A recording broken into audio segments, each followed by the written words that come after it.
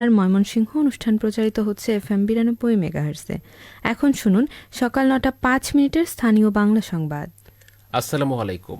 আজ রবিবার ১৬ই ফাল্গুন, ১১ই রমজান, ১ মার্চ। বাংলাদেশ বেতার, ময়মনসিংহ। স্থানীয় খবর পড়ছি মোহাম্মদ মঞ্জুর এলাহি সৌরভ। প্রধানমন্ত্রী তারেক রহমান বলেছেন, অর্পিত দায়িত্ব ভালোভাবে পালন করলে দেশ ও দেশের নাগরিকদের ভাগ্য পরিবর্তন করা সম্ভব। তিনি গতকাল রাজধানী তেজগাঁওয়ে প্রধানমন্ত্রী কার্যালয় ও এর আওতাধীন বিভিন্ন দপ্তর সংস্থার কর্মকর্তা ও কর্মচারীদের সাথে মতবিনিময় অনুষ্ঠানে এ মন্তব্য করেন। প্রধানমন্ত্রী বলেন, মানুষ যাতে নিরাপদ ও স্বস্তি বোধ করে এমন রাষ্ট্র গড়ে তুলতে হবে। এজন্য যার যার অবস্থান থেকে কাজ করার আহ্বান জানান তিনি। তথ্য ও সম্প্রচার প্রতিমন্ত্রী ইয়াসের খান চৌধুরী বলেছেন, সাংবাদিকদের পেশাগত উন্নয়ন ও সামাজিক নিরাপত্তা নিশ্চিত করতে সরকার বিভিন্ন বাস্তবমুখী পদক্ষেপ গ্রহণ করেছে। সাংবাদিকদের কল্যাণে সরকার সবসময় আন্তরিক। বাংলাদেশ সাংবাদিক কল্যাণ ট্রাস্টের মাধ্যমে সাংবাদিকদের পাশে থাকবে সরকার। গতকাল ময়মনসিংহ প্রেস ক্লাবে বাংলাদেশ সাংবাদিক কল্যাণ ট্রাস্ট ও সাংবাদিক ইউনিয়নের উদ্যোগে সাংবাদিকদের মাঝে বৃত্তি চেক ও ঈদ উপহার বিতরণ অনুষ্ঠানে প্রধান অতিথির বক্তব্যে তিনি এসব কথা বলেন। প্রতিমন্ত্রী আরও বলেন,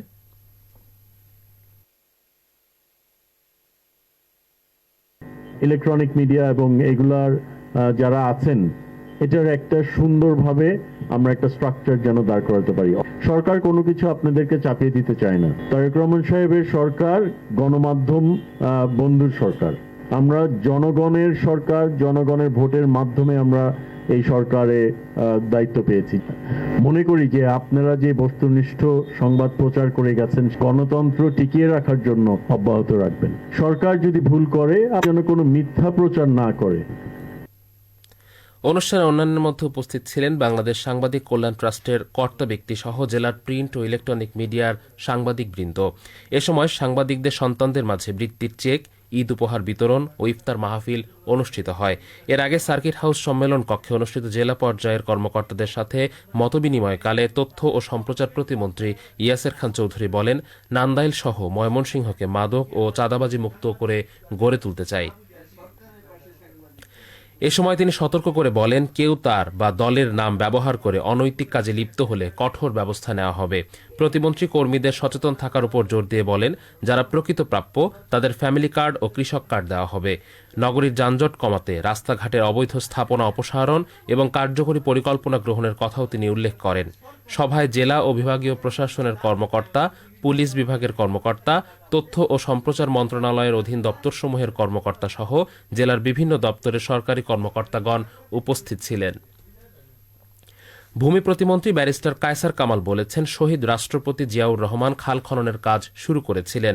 বিএনপি নির্বাচনী ইশতেহারের অংশ হিসেবে সারা দেশে নদী ও খাল খনন করা হবে এবং ভরাট হওয়া খাল ও নদী পুনরায় খনন করা হবে। গতকাল নেত্রকোনা জেলা সার্কিট হাউসে সাংবাদিকদের প্রশ্নের জবাবে ভূমি প্রতিমন্ত্রী এসব কথা বলেন। এ সময় তিনি সার্কিট হাউস প্রাঙ্গণে একটি কৃষ্ণচূড়া বৃক্ষরোপণ করেন। পরে তিনি জেলা প্রশাসকের সম্মেলন কক্ষে জেলার বিভিন্ন দপ্তরের কর্মকর্তাগণের সাথে মতবিনিময় সভায় অংশগ্রহণ করেন। জেলা প্রশাসক সাইফুর রহমানের সভাপতিত্বে অন্যান্যের মধ্যে উপস্থিত ছিলেন নেত্রকোনা ২ আসনের সংসদ সদস্য ডাক্তার আনোয়ারুল হক, নেত্রকোনা ৩ আসনের সংসদ সদস্য ডক্টর রফিকুল ইসলাম হিলালি, নেত্রকোনা ৫ আসনের সংসদ সদস্য মাসুম মোস্তফা ও পুলিশ সুপার তরিকুল ইসলাম সহ বিভিন্ন দপ্তরের কর্মকর্তা, কর্মচারী ও সাংবাদিকবৃন্দ। এছাড়া তিনি জেলা আইনজীবী সমিতিতে আইনজীবীদের সঙ্গেও মতবিনিময় করেন। জামালপুরের দেওয়ানগঞ্জে অসময়ে যমুনা নদীর ভয়াবহ ভাঙনে ফসলি জমি, বসতবাড়ি ও গ্রাম নদী গর্ভে বিলীন হচ্ছে।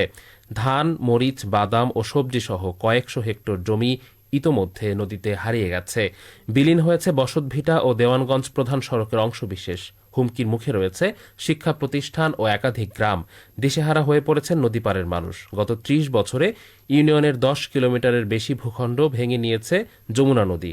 ৩৪.৫ বর্গ কিলোমিটার আয়তনের এই ইউনিয়নের প্রায় ২/৩ এখন নদী গর্ভে। স্থায়ী নদী শাসন ব্যবস্থা না থাকায় পুরো ইউনিয়ন বিলীন হওয়ার আশঙ্কা দেখা দিয়েছে। সবচেয়ে বেশি ঝুঁকিতে রয়েছে চিকাজানি ইউনিয়ন। ইউনিয়নবাসীর চলাচলের একমাত্র পাকা সড়কের হুদার মোড় এলাকার অংশ নদীতে চলে গেছে। ফলে যোগাযোগ ব্যবস্থার চরম ভোগান্তি তৈরি হয়েছে। দেওয়ানগঞ্জ উপজেলা নির্বাহী অফিসার মুরাদ হাসান জানান, নদী ভাঙনের বিষয়টি জেলা প্রশাসনকে অবহিত করা হয়েছে। নদীর গভীরতা ২০ থেকে ২৫ মিটারের বেশি। ভাঙন রোধে বড় প্রকল্প প্রয়োজন। আপাতত অস্থায়ী ব্যবস্থা নিতে জেলা পানি উন্নয়ন বোর্ড উদ্যোগ নিয়েছে। বাংলাদেশ পানি উন্নয়ন বোর্ডের নির্বাহী প্রকৌশলী নকিবুজ্জামান খান জানান, চিকাজানি ইউনিয়নের বিভিন্ন এলাকায় অস্থায়ীভাবে ভাঙন রোধে 800 মিটার জিও ব্যাগ ডাম্পিং প্রকল্পের প্রস্তাব পাঠানো হয়েছে। অনুমোদন পেলে দ্রুত কাজ শুরু করা হবে। শেরপুরে রমজান মাসে অধিক মূল্যে পণ্য বিক্রি না করতে জেলা তথ্য অফিসের সড়ক প্রচার অনুষ্ঠিত হয়েছে। গতকাল শেরপুর পৌরসভা ও সদর উপজেলার গুরুত্বপূর্ণ ও জনবহুল স্থানে এই সড়ক প্রচার অনুষ্ঠিত হয়।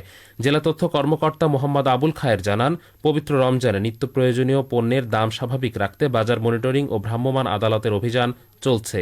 নির্ধারিত দামের বেশি না নিতে জেলা তথ্য অফিস সচেতনতামূলক সড়ক প্রচারণা চালানো হচ্ছে। ইফতার ও সেহরির সময়সূচি।